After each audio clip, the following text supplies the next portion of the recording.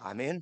Ainda de pé, abramos as Sagradas Escrituras na carta do apóstolo Paulo aos Romanos, capítulo 10. Carta do apóstolo Paulo aos Romanos, capítulo 10. E vamos ler os primeiros 17 versículos. Romanos 10, 1 a 17.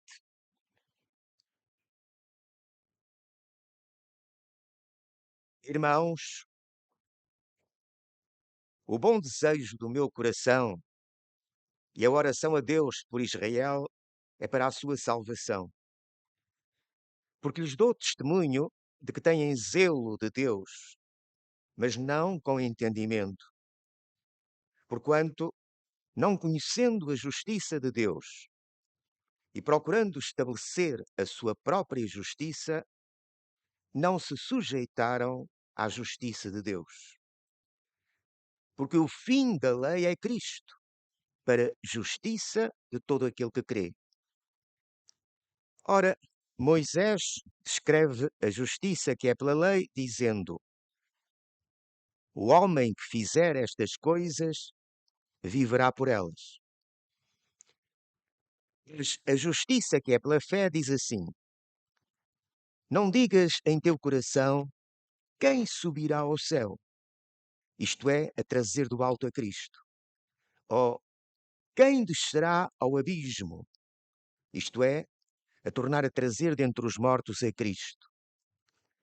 Mas que diz? A palavra está junto de ti, na tua boca e no teu coração. Esta é a palavra da fé que pregamos, a saber, se com a tua boca confessares ao Senhor Jesus e em teu coração creres que Deus o ressuscitou dos mortos, serás salvo. Visto que com o coração se crê para a justiça e com a boca se faz confissão para a salvação. Porque a Escritura diz: todo aquele que nele crer não será confundido. Porquanto não há diferença entre judeu e grego, porque um mesmo é o Senhor de todos, rico para com todos os que o invocam. Porque todo aquele que invocar o nome do Senhor será salvo. Como, pois, invocarão aquele em quem não creram? E como crerão naquele de quem não ouviram? E como ouvirão, se não há quem pregue? E como pregarão, se não forem enviados? Como está escrito: quão formosos os pés dos que anunciam a paz, dos que anunciam coisas boas. Mas nem todos obedecem ao Evangelho, pois Isaías diz: Senhor, quem creu na nossa pregação? De sorte que a fé é pelo ouvir, e o ouvir pela palavra de Deus. Amém. Oremos. Pai, agora a tua palavra vai ser proclamada, por isso, dá-nos ouvidos para ouvirmos. Abre as nossas mentes e os nossos corações. Só te conheces as necessidades físicas, espirituais, de cada um daqueles que aqui trouxeste à tua casa de oração. Sabemos que não estamos aqui por acaso, estamos aqui porque tu queres que nós estejamos. Tu nos deste a saúde e as forças e o desejo de estar aqui. Por isso, agora fala, Senhor, segundo as nossas necessidades, segundo o teu propósito. É o que pedimos para a tua glória, em nome do Senhor Jesus Cristo. Amém. Podeis sentar-vos.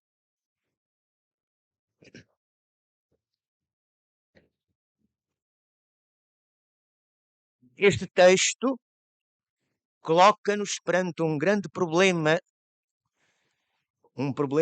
digamos, contínuo na história do povo de Deus e na história da Igreja, portanto. O problema do zelo. Aliás, isto não é só algo característico da fé cristã, implica praticamente todas as religiões têm os seus zelosos, aqueles que verdadeiramente defendem a sua religião com grande zelo. Agora estamos a falar de religiões que adoram ídolos, e não adoram o único Deus verdadeiro. Mas o que é importante salientar em relação a nós é que estamos a falar do único Deus vivo e verdadeiro. E, portanto, é bom sermos zelosos. É bom sermos zelosos. Deus quer que nós sejamos zelosos. Mas para sermos zelosos, como Deus quer, é necessário que conheçamos a Deus. Este é que é o grande problema. A esmagadora maioria daqueles que se dizem cristãos não conhece a Deus, não conhece as Escrituras, e mesmo aqueles que leem as Escrituras não têm o discernimento espiritual dado por Deus para conhecerem verdadeiramente a Deus. E daí o seu zelo ser muitas vezes um zelo sem entendimento. E um zelo sem entendimento é extremamente nefasto, não só para a própria pessoa, mas também para toda a sociedade. Nós estamos a ver precisamente o- os crimes que se cometem em nome de Deus, com zelo por Deus, mas porque não conhecem a Deus. Se conhecessem a Deus, não cometiam esses crimes em nome de Deus e como zelosos de Deus. E o apóstolo Paulo já fala em relação aos judeus também, dizendo que eles têm zelo de Deus. Eles buscam a Deus e têm zelo de Deus. Procuram viver em conformidade com a vontade de Deus, mas não conhecem o Deus. Não conhecem a Deus e não conhecem, sobretudo, a santidade de Deus. Irmãos, só podemos conhecer a Deus quando conhecemos a grandeza da sua santidade, a grandeza da sua glória, a grandeza do seu poder. Enquanto não tivermos uma visão da santidade de Deus, santo, santo, santo, e quão longe está a criatura dessa santificação, quão longe está a criatura dessa santidade, e como ela está completamente fora do alcance das nossas capacidades, só quando conhecermos verdadeiramente essa realidade é que podemos dizer que conhecemos a Deus. Enquanto nós pensamos que fazendo isto, fazendo aquilo, podemos agradar a Deus, ainda não conhecemos a santidade de Deus. Somos miseráveis pecadores. Tudo aquilo que fazemos, por melhor que seja aos nossos olhos, como diz Isaías, as nossas justiças são aos olhos de Deus como trapos de imundícia. Vejam, já diz o profeta Isaías, as nossas melhores obras, as nossas justiças, que são, portanto, obras boas em termos humanos, em termos sociais. Seria bom que todos fizessem essas obras, mas aos olhos de Deus, essas obras estão manchadas pelo pecado, são trapos de imundícia. E, portanto, o zelo de Deus tem que ter consciência desta realidade. E por isso vamos ver o que Paulo nos diz. Paulo diz, porque lhes dou testemunho de que têm zelo de Deus, mas não com entendimento. Porquanto, não conhecendo a justiça de Deus, vejam o que diz Paulo, não conhecendo a justiça de Deus, procuraram ou estão procurando estabelecer a sua própria justiça. Não conhecendo a justiça de Deus. Estão procurando estabelecer a sua própria justiça e assim não se sujeitaram à justiça de Deus. Irmãos, isto é importante porquê? Porque é fundamental para a glória de Deus, é fundamental para a glória de Deus que reconheçamos que não somos nós que nos justificamos diante de Deus. No momento em que o homem caiu, ficou totalmente depravado e corrompido, ficou morto espiritualmente e está perdido. E não somos nós que nos podemos ressuscitar a nós mesmos, não somos nós que nos podemos justificar a nós mesmos, não somos nós que nos podemos salvar a nós mesmos. A glória de Deus implica esta realidade, é Deus que nos justifica, é Deus que nos salva, é Deus que nos ressuscita novamente dentre os mortos.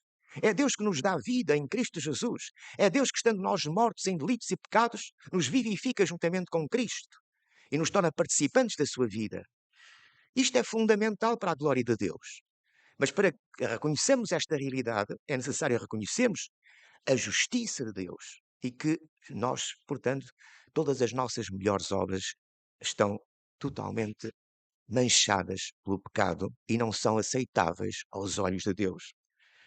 O fim da lei, irmãos, o fim da lei é Cristo para a justiça de todo aquele que crê. Porquê? que isto é uma realidade? Primeiramente, o que é que a lei diz? A lei diz: o homem que fizer estas coisas viverá por elas. Mas o que é que a lei revela? Que coisas são estas que a lei revela, pelas quais o homem que as fizer viverá por elas? Sem nem mais nem menos, a lei revela a santidade de Deus, a perfeição de Deus, a justiça de Deus.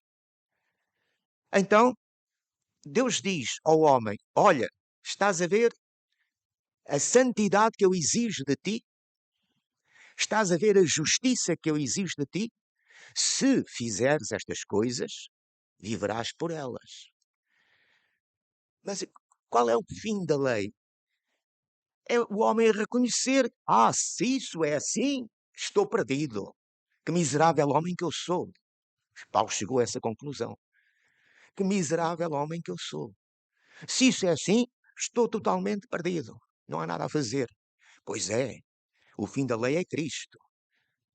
O fim da lei é Cristo, para a justiça de todo aquele que crê. Então não és tu que te justificas fazendo isto, aquilo ou aquilo outro. É Deus que te justifica revestindo-te da justiça de Cristo. E foi para isso que Cristo veio ao mundo. Se nós pudéssemos, já vamos ver esse aspecto já agora, no texto, no versículo seguinte. Se nós pudéssemos justificar-nos a nós mesmos, irmãos, vou-vos fazer uma pergunta muito importante. Meditai nela. Meditai nela. Refleti nela. Se nós nos pudéssemos justificar a nós mesmos, o que é que Cristo veio cá fazer? Sim, o que é que Cristo veio cá fazer?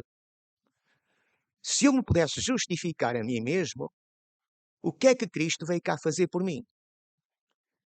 Se tu te pudesses justificar a ti mesmo, o que é que Cristo veio cá fazer? Então reparem o que diz o texto a seguir.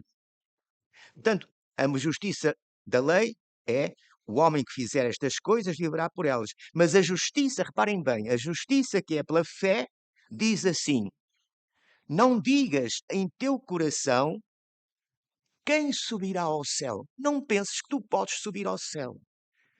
Na verdade, como diz o Senhor, como diz o Evangelho de João, como diz o Evangelho de João, ninguém pode subir ao céu senão aquele que desceu do céu, o Filho do Homem que está no céu. Vejam, ninguém pode subir ao céu senão aquele que desceu do céu. Foi para isso que Cristo veio ao mundo.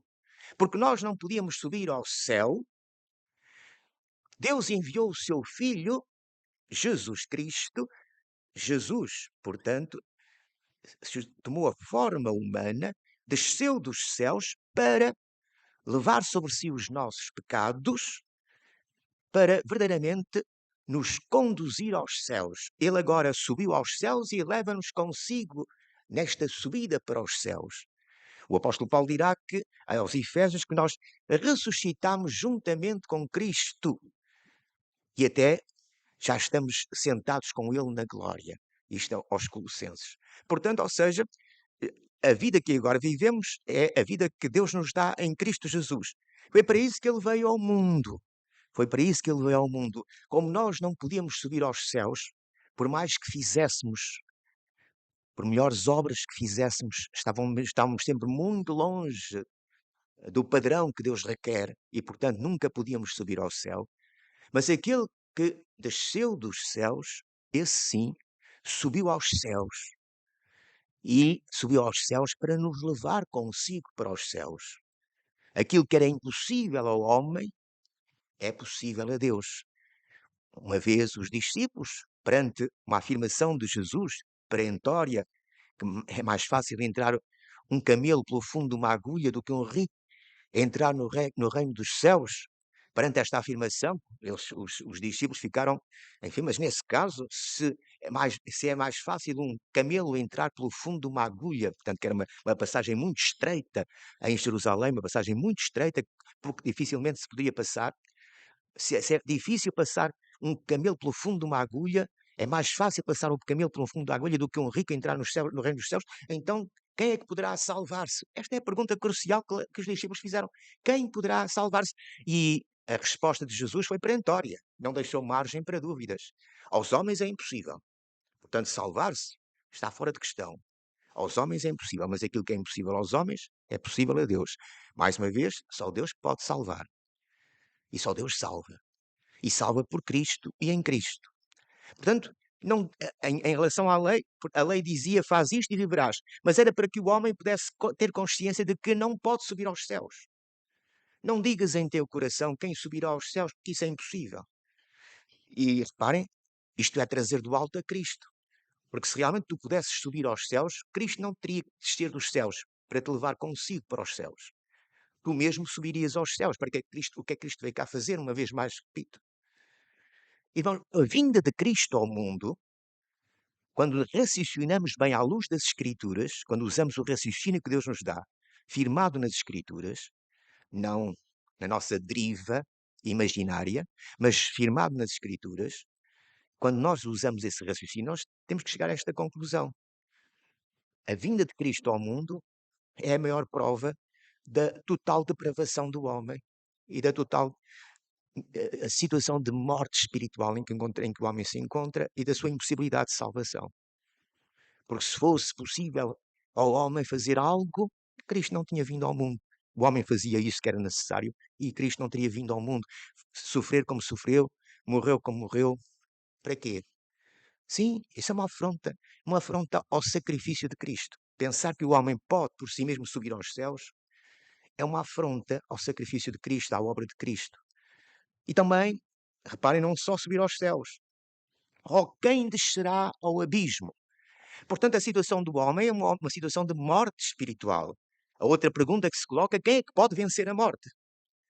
Se tu pudesses vencer a morte, se tu pudesses por ti mesmo vencer a morte, Cristo, mais uma vez, não tinha vindo ao mundo para morrer e vencer a morte. Porque é que Cristo veio ao mundo? Para levar sobre si os nossos pecados, para morrer em nosso lugar. Para que é que ele morreu? Sendo ele o Filho eterno de Deus. Ele morreu porque é vida. E a vida venceu a morte. E por isso ele ressuscitou. Portanto, tu não podes viver, estás morto. Mas Cristo veio para morrer e vencer a morte e dar-te vida. Isso é que é fundamental. A glória a Deus. O poder pertence a Deus. A salvação vem do Senhor. A Bíblia está cheia desta afirmação: do Senhor vem a salvação. Só do Senhor vem a salvação. Então, irmãos, temos que considerar esta realidade, porque desta realidade depende todo o Evangelho. Reparem, o Evangelho é, portanto, a boa nova, não é? É a tradução portuguesa do Evangelho grego é a boa nova, boas notícias, boas novas, boas notícias. Mas para que estas notícias sejam boas, é necessário que haja notícias muito más primeiro. E essas notícias muito más é que estás perdido. Estás perdido. E nada podes fazer para te salvar. Não podes nem subir aos céus, nem vencer a morte. Mas a boa nova é esta: o que tu não podes fazer, Cristo veio ao mundo fazer. Cristo veio ao mundo para nos reconciliar com o Pai. Cristo veio ao mundo para subir novamente aos céus e levar-nos consigo para os céus. Cristo veio ao mundo para morrer em nosso lugar e assim vencer a morte, vencer o domínio da morte, o poder da morte. Tu não poderias vencer nunca, porque estás morto. Mas Cristo veio, levou sobre si os nossos pecados, morreu em nosso lugar e venceu a morte, porque Ele é vida. E ressuscitou e subiu aos céus. E subiu aos céus. E agora nos dá vida nova. E esta vida agora está escondida com Cristo em Deus. E um dia se manifestará em glória também. Portanto, vejam, irmãos, esta é a grandeza do Evangelho. A boa nova. Mas o Evangelho só será Evangelho quando tivermos consciência desta má notícia primeiro, que estamos inteiramente perdidos. E por isso Paulo acrescenta, a saber, portanto, quem descerá ao abismo, isto é, a tornar a trazer dentre os mortos a Cristo. Aquele que pensa que pode vencer a morte, mais uma vez está a tornar inútil o sacrifício de Cristo.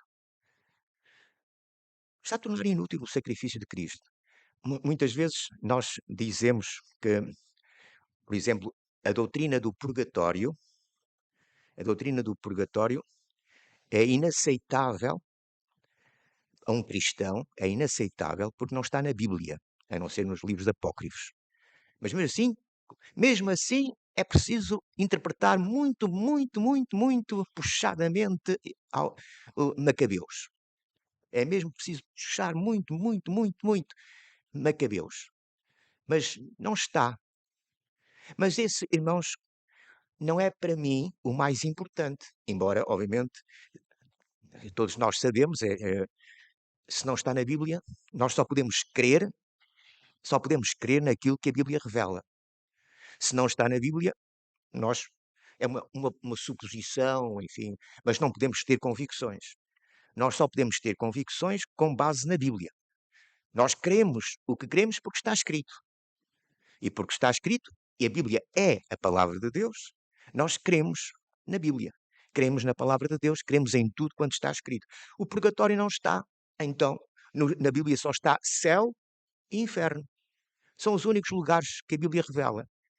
Estás com Cristo e em Cristo vais para a glória. Estás fora de Cristo, estás perdido eternamente. Portanto, há duas vias: o céu e o inferno, à luz das Escrituras. Mas, repito, isso, portanto, era suficiente. Mas, irmãos, meditai bem nisto. O purgatório é, para além disso, uma afronta ao sacrifício de Cristo, ao perfeito sacrifício de Cristo. O que é que diz o purgatório? Que nós ainda vamos expiar depois, embora creiamos em Cristo, mas depois ainda vamos expiar, enfim, quando partirmos, ainda vamos expiar durante uns tempos, uns séculos, uns anos, seja o que for, ainda vamos expiar pelos pecados que nós cometemos. Ainda vamos expiar por cá. Ora, o que a Bíblia diz é que Cristo levou sobre si os nossos pecados e expiou todos os nossos pecados, sem exceção alguma. Se Cristo expiou na cruz do Calvário todos os nossos pecados, já não há mais nenhum pecado para expiar. E dizer que eu ainda vou expiar os meus pecados é uma afronta ao sacrifício de Cristo. Não podemos aceitar. Não podemos aceitar essa afronta ao sacrifício de Cristo. Ele morreu, levou sobre si os nossos pecados, expiou o seu sangue na cruz do Calvário para a remissão de todos os nossos pecados, e agora eu ainda vou expiar uns pecados na eternidade. Isso é uma afronta ao sacrifício de Cristo. E também pensar que ainda nós podemos fazer seja o que for para nos salvarmos depois de Cristo ter feito tudo quanto fez para nos salvar, é uma afronta ao sacrifício de Cristo. Portanto, não é só o purgatório, é também aqueles que ainda pensam que por si mesmos podem ainda alcançar a salvação.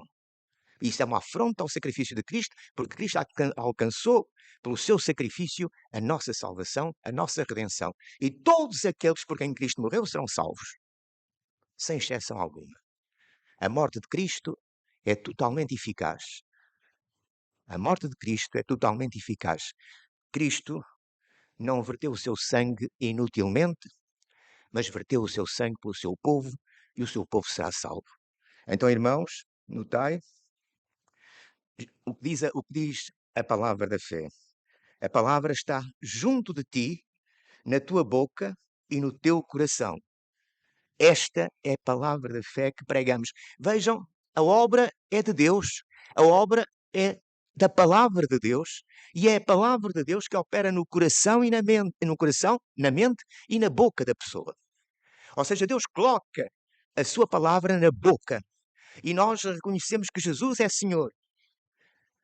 É preciso reconhecer que Jesus é Senhor. Mas é pela palavra de Deus que nós reconhecemos que Jesus é Senhor. E é pela palavra de Deus, que Deus coloca no nosso coração, que nós cremos com o coração que Deus o ressuscitou dos mortos. Que Deus ressuscitou a Cristo entre os mortos. Vejam, é com esta fé em Cristo ressuscitado que nos justifica. Ou seja, não é aquilo que nós fazemos, mas é esta convicção de que Jesus fez o que nós não podíamos fazer por nós e para nós, e venceu a morte e ressuscitou. Então, se crês, está justificado diante de Deus. Deus reveste-te da justiça de Cristo. Vejam, esta é a justiça de Deus. Não é a nossa justiça. Por isso, os israelitas procuravam estabelecer a sua própria justiça, através daquilo que faziam. Não. O que importa é a justiça de Deus. E a justiça de Deus é Cristo. E tu és revestido por meio da fé, quando crês que Jesus ressuscitou dos mortos, que Deus o ressuscitou dos mortos, tu és revestido da justiça de Cristo. Então confessas que Jesus é o teu Senhor. E se confessas que Jesus é o teu Senhor, estás salvo. Então reparem agora como o texto diz a seguir, porque a Escritura diz: todo aquele que nele crer não será confundido. Versículo 11. Todo aquele que nele crê não será confundido. Isto é não só para os judeus, mas também para todos os gentios, para todos os homens, mulheres, de todas as nações e línguas. Sim, para todos os homens, sem exceção. Homens de todas as nações, homens e mulheres de todas as nações, tribos e línguas. Todo aquele que invocar o nome do Senhor será salvo. Mas para invocar o nome do Senhor é preciso crer no Senhor. É preciso, portanto, esta obra de Deus no coração e na mente do homem e da mulher. Não é invocar de uma forma supersticiosa. Nós vemos tantos e tantos invocarem de uma forma supersticiosa, antes dos jogos de futebol, por exemplo. Tudo superstição. Tudo superstição. Se formos a ver onde é que está a fé, é tudo superstição. Mas invocar verdadeiramente o Senhor para sermos salvos implica verdadeira fé. Verdadeira fé. Invocar o nome do Senhor para sermos salvos implica verdadeira fé. Daí, agora, a importância da obra missionária. Este texto é espantoso porque nos coloca perante a importância tremenda da obra missionária. E muitas vezes as pessoas reagem. Se a salvação é de Deus, se é Deus que salva e nós não podemos fazer nada para nos salvarmos, então o que é que estamos a fazer com a evangelização? E vejam, este texto é um desmentido por completo desse pensamento. É um desmentido por completo desse pensamento. É precisamente neste texto que nos revela que nós não podemos fazer nada para nos salvarmos. Estamos perdidos. Não podemos justificar-nos. É Deus que nos justifica, é Deus que nos salva. É neste texto que logo assim vem a importância fundamental da evangelização. Porquê? Porque Deus opera através da evangelização. Porque Deus opera através dos homens. Porque não somos nós, mas é Deus que opera. Mas Deus opera usando-nos a nós como seus instrumentos. Por isso a evangelização é fundamental. Ai de mim se não pregar o Evangelho, dizia Paulo. E se havia alguém que, como é o autor desta carta, se havia alguém que defendia a justiça de Deus, como nós a temos aqui meditado, é o apóstolo Paulo. Ele diz, ai de mim se não pregar o Evangelho. Reparem que ele também não diz, ai dos pecadores. Diz, ai de mim se não pregar o Evangelho. Mas o facto concreto é este. É fundamental a obra da evangelização. Porquê? Porque é necessário que os homens creiam. Para invocar o nome do Senhor, é necessário que os homens creiam no Senhor. E para que possam crer no Senhor, é preciso que conheçam. Como diz diz o texto. Porquanto não há diferença entre judeu e grego, porque um mesmo é o Senhor de todos, rico para com todos os que o invocam. Porque todo aquele que invocar o nome do Senhor será salvo. Como, pois, invocarão aquele em quem não creram? É impossível invocar sem fé. Invocar verdadeiramente, sem ser... Não estamos a falar, portanto, de superstição. Estamos a falar de fé. Como invocarão aqueles... Não é aqueles que estão sempre a falar em Deus e a invocar a Deus, mas por superstição. Com medo. Por superstição. Não. É preciso invocar com fé, sabendo quem é o Senhor. Não é mera superstição. Portanto, como invocarão aquele em quem não creram? E como crerão naquele de quem não ouviram? Claro, se não pregarmos a Cristo, como é que as pessoas vão conhecer a Cristo? E como é que as pessoas podem crer em Cristo se não conhecerem a Cristo? E como crerão naquele de quem não ouviram? E como ouvirão se não há quem pregue? Daí a necessidade da pregação, da evangelização. Como está escrito, e como pregarão se não forem enviados? Como está escrito, quão formosos os pés dos que anunciam a paz, dos que anunciam coisas boas. Vejam, Quão formosos os pés dos que anunciam a paz, dos que anunciam a coisas boas. Deus salva os pecadores e usa-nos a nós, pecadores, usa-nos a nós como instrumentos seus para a salvação de outros. Portanto, não somos nós que salvamos, nem somos nós que nos salvamos, nem somos nós que salvamos, seja quem for. Mas Deus usa-nos como seus instrumentos para a salvação dos homens, para a salvação dos outros. E é necessário que nós tenhamos essa consciência e a noção dessa responsabilidade. Ai de nós se não pregarmos o Evangelho. Ai de nós se não testemunharmos. É um privilégio que Deus nos dá. Deus quer usar-nos. O maravilhoso é que, tenho muitas vezes disse isso ao longo dos anos, qualquer anjo, por menor que fosse a sua, a sua hierarquia angélica, o menor dos anjos, eu não tenho qualquer dúvida, nem nunca tive, e muito menos agora. Qualquer anjo pregaria o Evangelho daqui deste púlpito, qualquer anjo pregaria o Evangelho muitíssimo melhor do que eu, sem comparação sequer. Sem comparação sequer. Mas o maravilhoso é que Deus não quer usar os anjos, quer me usar a mim. E esta, hein?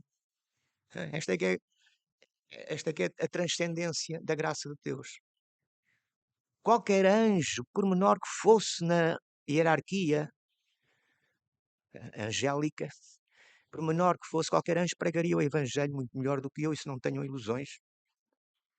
Mas Deus não quer usar os anjos, quer usar-me a mim e tem-me usado a mim. E vejam, a obra é dele, o poder é dele. Eu não sou nada, sou pó, mais nada. Miserável pecador. Mas não, mas Deus usa-nos. Deus pega em vasos de barro. Nós somos vasos de barro, não é? Deus pega em vasos de barro e faz a sua obra para que a excelência do poder seja de Deus e não de nós. Precisamente para que a excelência do poder seja de Deus e não de nós.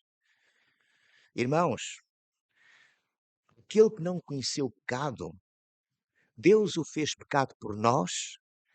Para quê? Para que nele fôssemos feitos justiça de Deus. Diz Paulo aos Coríntios, a segunda carta aos Coríntios. Aquele que não conheceu o pecado, Jesus Cristo, Deus o fez pecado por nós, porque ele levou sobre si os nossos pecados, para que nele, Cristo, fôssemos feitos por Deus, justiça de Deus, justiça de Deus. Então, irmãos, o que é maravilhoso é que nós somos instrumentos para anunciar esta realidade. Instrumentos para anunciar esta realidade. E Deus usa-nos para convencer as pessoas através da sua palavra e do seu Espírito e para transformar a vida das pessoas e para verdadeiramente dar vida àqueles que estão mortos espiritualmente. Para terminarmos, o Senhor diz: mas nem todos obedecem ao Evangelho. Já viram este mistério tão grande? O Evangelho revela-nos nesta notícia maravilhosa. E apesar desta notícia ser tão maravilhosa, a maior parte não obedece ao Evangelho. A maior parte não crê no Evangelho. Grande é este mistério, não é? Como é que é possível? Como o diabo cega os entendimentos, o que prova verdadeiramente que as pessoas estão cegas espiritualmente, estão mortas espiritualmente. Mas a fé verdadeira vem pelo ouvir. A fé vem pelo ouvir. E agora reparem, mas não ouvem. Claro que ouvem. Mas o ouvir verdadeiramente vem pela palavra de Deus. Ou seja, é pela palavra de Deus que o homem recebe ouvidos para ouvir. Por isso é que o Senhor Jesus tantas vezes disse, ao longo do seu ministério, tantas vezes exortou aqueles que ouviam: quem tem ouvidos para ouvir, ouça. Quantas vezes o Senhor Jesus o disse? Quem tem ouvidos para ouvir, ouça. Então, irmãos, a fé vem pelo ouvir, mas o próprio ouvir não vem do homem. Não vem do homem. O homem está surdo, completamente surdo. O ouvir vem pelo poder da palavra de Deus. Deus dá-nos ouvidos para ouvir. E faz com que a sua palavra penetre no nosso coração e na nossa boca e produza fruto nas nossas vidas, e assim sejamos justificados e sejamos salvos. Irmãos, este é o Evangelho. Será que compreendemos esta realidade? Será que ainda estamos buscando a nossa própria justiça? Ou nos submetemos à justiça de Deus, que é Cristo, o Senhor, justiça nossa? Amém.